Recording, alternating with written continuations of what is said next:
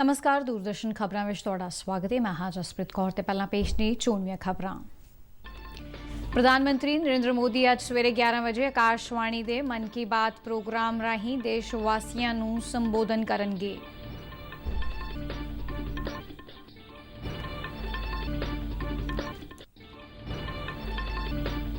संयुक्त राष्ट्र महासभा के सालाना इजलास नूं संबोधन करदिआं प्रधानमंत्री ने आलमी भाईचारे नूं अतवाद दीआं चुनौतियां प्रति चौकस किया।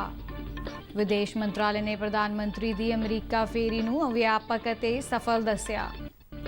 अमरीका ने समगल कीतिआं 157 कलाकृतां अते पुरातन वस्तां भारत नूं सौंपियां।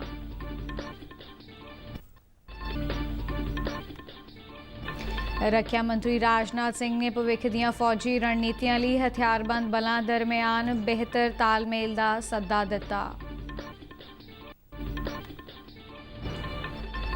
कोविड टीकाकरण मुहिम तहत भारत ने 85 करोड़ तो वध टीके लगा के एक होर मील पत्थर पार किया।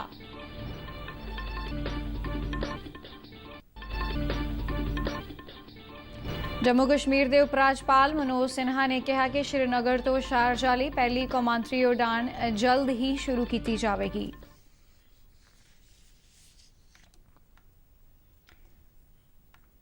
ते हुण खबरां विस्तार नाल।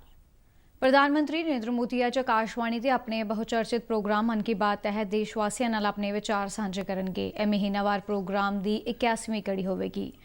मन की बात प्रोग्राम ऑल इंडिया रेडियो तो इलावा दूरदर्शन के सारे चैनलों पर सवेरे 11 बजे प्रसारित किया जाएगा। इसके तुरंत बाद खेतरी भाषा में इसका प्रसारण होगा। डीडी पंजाबी के दर्शक रात 8 बजे मन की बात का पंजाबी रूपांतर मुड़ वेख सकणगे। प्रधानमंत्री नरेंद्र मोदी इस प्रोग्राम राहीं जिथे अपनी सरकार के ਵੱਖ-ਵੱਖ प्रोग्रामां नीतियां भविख दीआं योजनावां बारे चर्चा करते हैं, उत्थे देश नूं दरपेश समस्यावां मुद्दिआं ते नागरिकां वल्लों ਵੱਖ-ਵੱਖ खेत्रां विच दित्ते योगदान ते चर्चा करते हैं, जिस कारण मन की बात प्रोग्राम होर भी ज़्यादा हरमन प्यारा होया है। प्रधानमंत्री नरेंद्र मोदी ने आलमी भाईचारे नूं अतवाद तो उभरियां चुनौतियां संबंधी चौकस किया है। संयुक्त राष्ट्र महासभा के 76वें इजलास नूं संबोधन करदिआं प्रधानमंत्री ने कहा कि अतवाद नूं सियासी हथियार के तौर पर वरतण वालिआं नूं यह समझ लेना चाहिए है कि यह दो धारी तलवार है जो उन्हां नूं नुकसान पहुंचा सकती है। प्रधानमंत्री ने अपने संबोधन में अफगानिस्तान की धरती तो अतवादी गतिविधियों नूं रोकण नूं यकीनी बनाउण लई आलमी भाईचारे नूं एकजुट होण दा सद्दा दिता। उन्होंने कहा कि कुछ मुल्कां वल्लों अफगानिस्तान की मौजूदा स्थिति नूं अपने सियासी लाहे लई वरतिया जा रहा है, जिस नूं रोकिया जाना चाहिए है। प्रधानमंत्री ने कहा कि अफगानिस्तान विच महिलावां, बच्चिआं ते घट गिणतिआं नूं मदद की लोड़ है अते सानूं उन्हां तक पहुंच करनी चाहिए है। और रिग्रेसिव थिंकिंग के साथ जो देश आतंकवाद का पॉलिटिकल टूल के रूप में इस्तेमाल कर रहे हैं, उन्हें ये समझना होगा कि आतंकवाद उनके लिए भी उतना ही बड़ा खतरा है।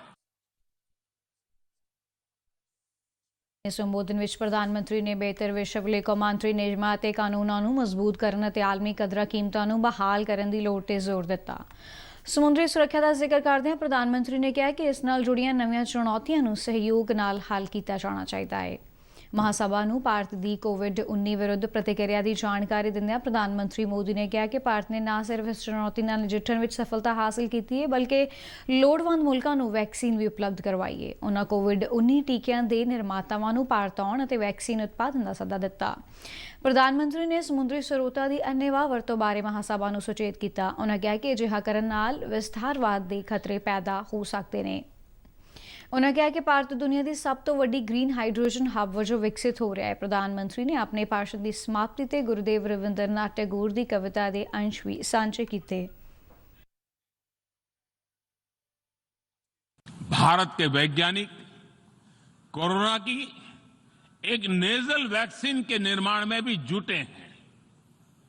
मानवता के प्रति अपने दायित्व को समझते हुए भारत ने एक बार फिर दुनिया के जरूरतमंदों को वैक्सीन देनी शुरू कर दी है। प्रधानमंत्री अमरीका के 4 दिन सफल दौरे तो बाद अज वतन परत रहे ने। ਵਿਦੇਸ਼ ਮੰਤਰਾਲੇ ਨੇ ਪ੍ਰਧਾਨ ਮੰਤਰੀ ਨਰਿੰਦਰ ਮੋਦੀ ਦੀ ਅਮਰੀਕਾ ਫੇਰੀ ਨੂੰ ਵਿਆਪਕ ਅਤੇ ਸਫਲ ਦੱਸਿਆ ਹੈ। ਪ੍ਰਧਾਨ ਮੰਤਰੀ ਵੱਲੋਂ ਸੰਯੁਕਤ ਰਾਸ਼ਟਰ ਆਮ ਸਭਾ ਦੇ 76ਵੇਂ ਇਜਲਾਸ ਨੂੰ ਸੰਬੋਧਨ ਕਰਨ ਤੋਂ ਬਾਅਦ ਨਿਊਯਾਰਕ ਵਿੱਚ ਪੱਤਰਕਾਰਾਂ ਨਾਲ ਗੱਲ ਕਰਦਿਆਂ ਵਿਦੇਸ਼ ਸਕੱਤਰ ਹਰਸ਼ਵਰਧਨ ਸ਼੍ਰਿੰਗਲਾ ਨੇ ਕਿਹਾ ਕਿ ਪ੍ਰਧਾਨ ਮੰਤਰੀ ਦੀ ਇਸ ਫੇਰੀ ਦੌਰਾਨ ਅਮਰੀਕਾ ਸਣੇ ਕੁਆਡ ਮੁਲਕਾਂ ਦੇ ਨੇਤਾਵਾਂ ਨਾਲ ਉੱਚ ਪੱਧਰੀ ਗੱਲਬਾਤ ਹੋਈ ਹੈ। ਪ੍ਰਧਾਨ ਮੰਤਰੀ ਦੇ ਭਾਸ਼ਣ ਦਾ ਜ਼ਿਕਰ ਕਰਦਿਆਂ ਵਿਦੇਸ਼ ਸਕੱਤਰ ਨੇ ਕਿਹਾ ਕਿ ਉਹਨਾਂ ਵੱਲੋਂ ਆਪਣੇ ਭਾਸ਼ਣ ਵਿੱਚ ਹਰ ਇੱਕ ਉਸ ਪਹਿਲੂ ਨੂੰ ਛੋਇਆ ਗਿਆ ਹੈ ਜਿਸ ਬਾਰੇ ਜਮਹੂਰੀ ਮੁਲਕਾਂ ਨੂੰ ਗੱਲ ਕਰਨੀ ਚਾਹੀਦੀ ਹੈ। ਉਨ੍ਹਾਂ ਕਿਹਾ ਕਿ ਪ੍ਰਧਾਨ ਮੰਤਰੀ ਵੱਲੋਂ ਤਕਨਾਲੋਜੀ, ਕੋਵਿਡ-19 ਮਹਾਮਾਰੀ ਅਤੇ ਅਫਗਾਨਿਸਤਾਨ ਨਾਲ ਸੰਬੰਧਿਤ ਮੁੱਦਿਆਂ ਨੂੰ ਕੌਮਾਂਤਰੀ ਮੰਚ ਤੇ ਰੱਖਿਆ ਗਿਆ ਹੈ। ਅਫਗਾਨਿਸਤਾਨ ਸੰਬੰਧੀ ਪੁੱਛੇ ਗਏ ਇੱਕ ਸਵਾਲ ਦਾ ਜਵਾਬ ਦਿੰਦਿਆਂ ਸ਼੍ਰਿੰਗਲਾ ਨੇ ਕਿਹਾ ਕਿ ਭਾਰਤ ਦੀ ਪ੍ਰਧਾਨਗੀ ਹੇਠ ਸੰਯੁਕਤ ਰਾਸ਼ਟਰ ਸੁਰੱਖਿਆ ਪਰਿਸ਼ਦ ਵੱਲੋਂ ਵਿਆਪਕ ਨਿਯਮ ਬਣਾਏ ਜਾਣ ਸੰਬੰਧੀ ਇੱਕ ਪ੍ਰਸਤਾਵ ਵੀ ਪਾਸ ਕੀਤਾ ਗਿਆ ਹੈ, ਜਿਸ ਵਿੱਚ ਅਫਗਾਨਿਸਤਾਨ ਵਿੱਚ ਅੱਤਵਾਦੀ ਗਤੀਵਿਧੀਆਂ ਦੀ ਰੋਕਥਾਮ, ਅਫਗਾਨਿਸਤਾਨ ਛੱਡਣ ਵਾਲੇ ਲੋਕਾਂ ਲਈ ਸੁਰੱਖਿਅਤ ਰਸਤਾ ਅਤੇ ਘੱਟ ਗਿਣਤੀਆਂ ਮਹਿਲਾਵਾਂ ਅਤੇ ਬੱਚਿਆਂ ਲਈ ਮਨੁੱਖੀ ਅਧਿਕਾਰ ਯਕੀਨੀ ਬਣਾਉਣੇ ਸ਼ਾਮਿਲ ਨੇ। ਸ਼੍ਰਿੰਗਲਾ ਨੇ ਦੱਸਿਆ ਕਿ G4 ਮੁਲਕਾਂ ਵੱਲੋਂ ਸੰਯੁਕਤ ਰਾਸ਼ਟਰ ਸੁਰੱਖਿਆ ਪਰਿਸ਼ਦ ਵਿੱਚ ਇੱਕ ਸਥਾਈ ਮੈਂਬਰ ਨੂੰ ਸ਼ਾਮਿਲ ਕਰਨ ਦੀ ਮੰਗ ਵੀ ਰੱਖੀ ਗਈ ਹੈ।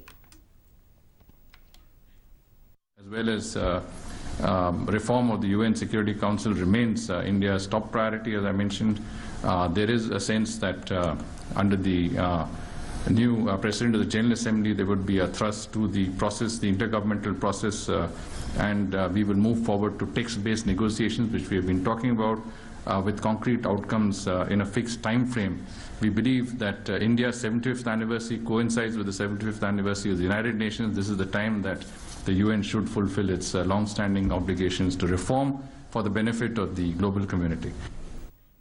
ਭਾਰਤ ਲਈ ਰਵਾਨਾ ਹੋਣ ਤੋਂ ਪਹਿਲਾਂ ਪ੍ਰਧਾਨ ਮੰਤਰੀ ਨਰਿੰਦਰ ਮੋਦੀ ਨੇ ਟਵੀਟ ਕਰਦਿਆਂ ਕਿਹਾ ਹੈ ਕਿ ਉਹਨਾਂ ਨੂੰ ਭਰੋਸਾ ਹੈ ਕਿ ਭਾਰਤ ਅਤੇ ਅਮਰੀਕਾ ਦੇ ਸੰਬੰਧ ਪਹਿਲਾਂ ਨਾਲੋਂ ਜ਼ਿਆਦਾ ਮਜ਼ਬੂਤ ਹੋਣਗੇ। ਪ੍ਰਧਾਨ ਮੰਤਰੀ ਨੇ ਟਵੀਟ ਵਿੱਚ ਅਮਰੀਕਾ ਦੀ ਆਪਣੀ 4 ਦਿਨਾਂ ਫੇਰੀ ਨੂੰ ਵੱਖ-ਵੱਖ ਪਹਿਲੂਆਂ ਤੋਂ ਲਾਭਕਾਰੀ ਦੱਸਿਆ। ਅਮਰੀਕਾ ਨੇ ਭਾਰਤ ਨਾਲ ਗੈਰ ਕਾਨੂੰਨੀ ਵਪਾਰ ਅਤੇ ਸਮਗਲਿੰਗ ਨਾਲ ਨਜਿੱਠਣ ਦੇ ਯਤਨਾਂ ਨੂੰ ਹੋਰ ਮਜ਼ਬੂਤ ਕਰਦਿਆਂ ਭਾਰਤ ਨਾਲ ਸੰਬੰਧਿਤ 157 ਕਲਾਕ੍ਰਿਤਾਂ ਅਤੇ ਪੁਰਾਤਨ ਵਸਤਾਂ ਪ੍ਰਧਾਨ ਮੰਤਰੀ ਨਰਿੰਦਰ ਮੋਦੀ ਨੂੰ ਸੌਂਪੀਆਂ। ਭਾਰਤ ਸਰਕਾਰ ਵੱਲੋਂ ਦੇਸ਼ ਵਿੱਚੋਂ ਚੋਰੀ ਕੀਤੀਆਂ ਜਾਂ ਸਮਗਲਿੰਗ ਰਾਹੀਂ ਦੂਜੇ ਮੁਲਕਾਂ ਵਿੱਚ ਭੇਜੀਆਂ ਗਈਆਂ ਪੁਰਾਤਨ ਕਲਾਕ੍ਰਿਤਾਂ ਨੂੰ ਵਾਪਸ ਲਿਆਉਣ ਲਈ ਕੋਸ਼ਿਸ਼ਾਂ ਕੀਤੀਆਂ ਜਾ ਰਹੀਆਂ ਨੇ। ਇਸੇ ਕੋਸ਼ਿਸ਼ ਦੇ ਨਤੀਜੇ ਵਜੋਂ ਬਾਈਡਨ ਪ੍ਰਸ਼ਾਸਨ ਨੇ ਪ੍ਰਧਾਨ ਮੰਤਰੀ ਮੋਦੀ ਨੂੰ ਇਹ ਕਲਾਕ੍ਰਿਤਾਂ ਅਤੇ ਪੁਰਾਤਨ ਵਸਤਾਂ ਸੌਂਪੀਆਂ। ਇਹਨਾਂ ਕਲਾਕ੍ਰਿਤਾਂ ਵਿੱਚ 10ਵੀਂ ਅਤੇ 14ਵੀਂ ਸਦੀ ਤੱਕ ਦੀਆਂ ਕਈ ਅਜਿਹੀਆਂ ਦੁਰਲੱਭ ਵਸਤਾਂ ਨੇ ਜਿਨ੍ਹਾਂ ਨੂੰ ਕਈ ਸਾਲ ਪਹਿਲਾਂ ਦੇਸ਼ ਵਿੱਚ ਚੋਰੀ ਕਰਕੇ ਗੈਰ ਕਾਨੂੰਨੀ ਢੰਗ ਨਾਲ ਵਿਦੇਸ਼ਾਂ ਵਿੱਚ ਭੇਜਿਆ ਗਿਆ ਸੀ। ਇਹਨਾਂ ਵਸਤਾਂ ਵਿੱਚ 71 ਨਮੂਨੇ ਹਿੰਦੂ, ਬੁੱਧ, ਜੈਨ ਧਰਮਾਂ ਨਾਲ ਸੰਬੰਧਿਤ ਨੇ, ਜਿਨ੍ਹਾਂ ਵਿੱਚ ਧਾਤ ਅਤੇ ਪੱਥਰ ਦੀਆਂ ਕੁਝ ਮੂਰਤੀਆਂ ਵੀ ਸ਼ਾਮਲ ਨੇ। ਰੱਖਿਆ ਮੰਤਰੀ ਰਾਜਨਾਥ ਸਿੰਘ ਨੇ ਭਵਿੱਖ ਦੀਆਂ ਫੌਜੀ ਰਣਨੀਤੀਆਂ ਲਈ ਹਥਿਆਰਬੰਦ ਫੋਰਸਾਂ ਦਰਮਿਆਨ ਬਿਹਤਰ ਤਾਲਮੇਲ ਦਾ ਸੱਦਾ ਦਿੱਤਾ ਹੈ। ਨਵੀਂ ਦਿੱਲੀ ਵਿੱਚ ਕੌਮੀ ਰੱਖਿਆ ਕਾਲਜ ਦੀ 9ਵੀਂ ਸਾਲਾਨਾ ਕਨਵੋਕੇਸ਼ਨ ਨੂੰ ਸੰਬੋਧਨ ਕਰਦਿਆਂ ਰੱਖਿਆ ਮੰਤਰੀ ਨੇ ਕਿਹਾ ਕਿ ਹਥਿਆਰਬੰਦ ਫੋਰਸਾਂ ਦਰਮਿਆਨ ਬਿਹਤਰ ਤਾਲਮੇਲ ਰਾਸ਼ਟਰ ਦੀ ਸੁਰੱਖਿਆ ਦੇ ਹਿੱਤ ਵਿੱਚ ਹੋਵੇਗਾ। ਉਨ੍ਹਾਂ ਕਿਹਾ ਕਿ ਦੇਸ਼ ਦੀ ਬਾਹਰੀ ਅਤੇ ਅੰਦਰੂਨੀ ਸੁਰੱਖਿਆ ਨੂੰ ਨੁਕਸਾਨ ਪਹੁੰਚਾਉਣ ਵਾਲੇ ਕਿਸੇ ਵੀ ਖਤਰੇ ਨੂੰ ਬਰਦਾਸ਼ਤ ਨਹੀਂ ਕੀਤਾ ਜਾਵੇਗਾ। ਰਾਜਨਾਥ ਸਿੰਘ ਨੇ ਕਿਹਾ ਕਿ ਭਾਰਤ ਸ਼ਾਂਤੀ ਪਸੰਦ ਮੁਲਕ ਹੈ, ਪਰ ਜੇਕਰ ਕੋਈ ਇਸ ਦੀ ਏਕਤਾ ਅਤੇ ਅਖੰਡਤਾ ਨੂੰ ਨੁਕਸਾਨ ਪਹੁੰਚਾਉਣ ਦੀ ਕੋਸ਼ਿਸ਼ ਕਰੇਗਾ ਤਾਂ ਉਸ ਨੂੰ ਢੁਕਵਾਂ ਜਵਾਬ ਦਿੱਤਾ ਜਾਵੇਗਾ। ਉਨ੍ਹਾਂ ਕਿਹਾ ਕਿ ਪਿਛਲੇ ਕੁਝ ਸਾਲਾਂ ਦੌਰਾਨ ਸਰਕਾਰ ਨੇ ਸਰਹੱਦੀ ਵਿਵਾਦਾਂ ਅਤੇ ਸਰਹੱਦ ਪਾਰੋਂ ਅੱਤਵਾਦ ਦੇ ਮੁੱਦੇ ਨੂੰ ਸਖਤੀ ਨਾਲ ਨਜਿੱਠਿਆ ਹੈ। ਰੱਖਿਆ ਮੰਤਰੀ ਨੇ ਕਿਹਾ ਕਿ ਭਾਰਤ ਨੇ ਬਾਲਾਕੋਟ ਅਤੇ ਗਲਵਾਨ ਵਿੱਚ ਆਪਣੀਆਂ ਕਾਰਵਾਈਆਂ ਰਾਹੀਂ ਵਿਰੋਧੀਆਂ ਨੂੰ ਸਹੀ ਸੁਨੇਹਾ ਦਿੱਤਾ ਹੈ। ਕੋਵਿਡ ਟੀਕਾਕਰਨ ਮੁਹਿੰਮ ਤਹਿਤ ਭਾਰਤ ਨੇ 85 ਕਰੋੜ ਤੋਂ ਵੱਧ ਟੀਕੇ ਲਗਾਉਣ ਦਾ ਮੀਲ ਪੱਥਰ ਪਾਰ ਕਰ ਲਿਆ ਹੈ। ਸਿਹਤ ਮੰਤਰਾਲੇ ਵੱਲੋਂ ਦਿੱਤੀ ਜਾਣਕਾਰੀ ਮੁਤਾਬਕ ਹੁਣ ਤੱਕ 85 ਕਰੋੜ 54 ਲੱਖ 63 ਹਜ਼ਾਰ ਤੋਂ ਵੱਧ ਟੀਕੇ ਲਗਾਏ ਜਾ ਚੁੱਕੇ ਨੇ, ਜਿਨ੍ਹਾਂ ਵਿੱਚੋਂ 63 ਕਰੋੜ ਤੋਂ ਵੱਧ ਲਾਭਪਾਤਰੀਆਂ ਨੂੰ ਵੈਕਸੀਨ ਦੀ ਪਹਿਲੀ ਖੁਰਾਕ ਦਿੱਤੀ ਗਈ ਹੈ, ਜਦਕਿ 22 ਕਰੋੜ 40 ਲੱਖ ਤੋਂ ਵੱਧ ਲੋਕ ਵੈਕਸੀਨ ਦਾ ਦੂਜਾ ਟੀਕਾ ਲਗਵਾ ਚੁੱਕੇ ਨੇ। ਮੰਤਰਾਲੇ ਮੁਤਾਬਕ ਬੀਤੇ ਦਿਨ 62 ਲੱਖ 42 ਹਜ਼ਾਰ ਤੋਂ ਵੱਧ ਟੀਕੇ ਲਗਾਏ ਗਏ ਨੇ। ਪੰਜਾਬ ਵਿੱਚ ਹੁਣ ਤੱਕ ਕੁੱਲ 1 ਕਰੋੜ 87 ਲੱਖ ਤੋਂ ਵੱਧ ਟੀਕੇ ਲਗਾਏ ਗਏ ਨੇ, ਜਿਨ੍ਹਾਂ ਵਿੱਚੋਂ 1 ਕਰੋੜ 40 ਲੱਖ ਤੋਂ ਵੱਧ ਲਾਭਪਾਤਰੀਆਂ ਨੂੰ ਵੈਕਸੀਨ ਦਾ ਪਹਿਲਾ ਟੀਕਾ ਲਗਾਇਆ ਗਿਆ, ਜਦਕਿ 46 ਲੱਖ 95 ਹਜ਼ਾਰ ਤੋਂ ਵੱਧ ਲੋਕ ਦੂਜਾ ਟੀਕਾ ਲਗਵਾ ਚੁੱਕੇ ਨੇ। ਜੰਮੂ ਕਸ਼ਮੀਰ ਦੇ ਉਪ ਰਾਜਪਾਲ ਮਨੋਜ ਸਿਨਹਾ ਨੇ ਕਿਹਾ ਕਿ ਸ਼੍ਰੀਨਗਰ ਤੋਂ ਸ਼ਾਰਜਾਹ ਲਈ ਪਹਿਲੀ ਕੌਮਾਂਤਰੀ ਉਡਾਨ ਜਲਦ ਹੀ ਸ਼ੁਰੂ ਕੀਤੀ ਜਾਵੇਗੀ। ਸ਼੍ਰੀਨਗਰ ਵਿੱਚ ਕੇਂਦਰੀ ਸ਼ਹਿਰੀ ਹਵਾਬਾਜ਼ੀ ਮੰਤਰੀ ਜੋਤਿਰਾਦਿੱਤਿਆ ਸਿੰਧੀਆ ਨਾਲ ਜੰਮੂ ਕਸ਼ਮੀਰ ਵਿੱਚ ਸ਼ਹਿਰੀ ਹਵਾਬਾਜ਼ੀ ਢਾਂਚੇ ਨੂੰ ਮਜ਼ਬੂਤ ਕਰਨ ਸੰਬੰਧੀ ਵਿਸਥਾਰਿਤ ਗੱਲਬਾਤ ਤੋਂ ਬਾਅਦ ਉਪ ਰਾਜਪਾਲ ਮਨੋਜ ਸਿਨਹਾ ਨੇ ਕਿਹਾ ਕਿ ਚਿਰਾਂ ਤੋਂ ਲੰਬਿਤ ਪਏ ਸਿੱਧੇ ਕੌਮਾਂਤਰੀ ਸੰਪਰਕ ਦੀ ਮੰਗ ਹੁਣ ਜਲਦ ਹੀ ਪੂਰੀ ਹੋਵੇਗੀ। ਸਿਨਹਾ ਨੇ ਦੱਸਿਆ ਕਿ ਇਸੇ ਤਹਿਤ ਜੰਮੂ ਹਵਾਈ ਅੱਡੇ ਦੀ ਸਮਰੱਥਾ ਵਿੱਚ ਵਾਧਾ ਕੀਤਾ ਜਾ ਰਿਹਾ ਹੈ ਤੇ 1 ਅਕਤੂਬਰ ਤੋਂ ਰਨਵੇ ਨੂੰ ਵਧਾਉਣ ਤੋਂ ਲੈ ਕੇ ਲੋਡ ਪੈਨਲਟੀ ਨੂੰ 30% ਤੱਕ ਘੱਟ ਕਰਨ ਦੀ ਪ੍ਰਕਿਰਿਆ ਮੁਕੰਮਲ ਕਰ ਲਈ ਜਾਵੇਗੀ। ਉਪ ਰਾਜਪਾਲ ਨੇ ਕਿਹਾ ਕਿ ਇਸ ਉਡਾਨ ਨਾਲ 에ਅਰਲਾਈਨਾਂ ਅਤੇ ਯਾਤਰੀਆਂ ਨੂੰ ਵੱਡੀ ਰਾਹਤ ਮਿਲੇਗੀ। ਉਹਨਾਂ ਦੱਸਿਆ ਕਿ ਜੰਮੂ ਵਿੱਚ ਮੌਜੂਦਾ ਹਵਾਈ ਅੱਡੇ ਨਾਲ ਇੱਕ ਹੋਰ ਟਰਮੀਨਲ ਸਥਾਪਿਤ ਕਰਨ ਲਈ ਵੀ ਕੰਮ ਕੀਤਾ ਜਾ ਰਿਹਾ ਹੈ, ਜਿਸ ਲਈ 에ਅਰਪੋਰਟ ਅਥਾਰਟੀ ਨੇ 122 ਏਕੜ ਜ਼ਮੀਨ ਦੀ ਪਛਾਣ ਪ੍ਰਕਿਰਿਆ ਮੁਕੰਮਲ ਕਰ ਲਈ ਹੈ। ਇਸੇ ਮੌਕੇ ਸ਼ਹਿਰੀ ਹਵਾਬਾਜ਼ੀ ਮੰਤਰੀ ਸਿੰਧੀਆ ਨੇ ਕਿਹਾ ਕਿ ਸ਼੍ਰੀਨਗਰ ਹਵਾਈ ਅੱਡੇ ਵਿੱਚ ਨਵੇਂ ਟਰਮੀਨਲ ਦੀ ਸਥਾਪਤੀਕਰਨ ਦਾ ਕੰਮ ਜਲਦੀ ਸ਼ੁਰੂ ਕੀਤਾ ਜਾਵੇਗਾ, ਜਿਸ ਤੇ ਤਕਰੀਬਨ 1500 ਕਰੋੜ ਰੁਪਏ ਦੀ ਲਾਗਤ ਆਵੇਗੀ। ਕੇਂਦਰੀ ਮੰਤਰੀ ਨੇ ਕਿਹਾ ਕਿ ਜੰਮੂ ਕਸ਼ਮੀਰ ਵਿੱਚ ਇਹਨਾਂ ਪਹਿਲਕਦਮੀਆਂ ਨਾਲ ਜਿੱਥੇ ਖਿੱਤੇ ਦੀ ਆਰਥਿਕਤਾ ਨੂੰ ਹੁਲਾਰਾ ਮਿਲੇਗਾ, ਉੱਥੇ ਸਥਾਨਕ ਨੌਜਵਾਨਾਂ ਲਈ ਰੁਜ਼ਗਾਰ ਦੇ ਮੌਕੇ ਪੈਦਾ ਹੋਣਗੇ। ਇਸੇ ਦੇ ਨਾਲ ਹੀ ਖਬਰਾਂ ਦਾ ਬੁਲੇਟਿਨ ਸਮਾਪਤ ਹੁੰਦਾ ਹੈ। ਨਮਸਕਾਰ।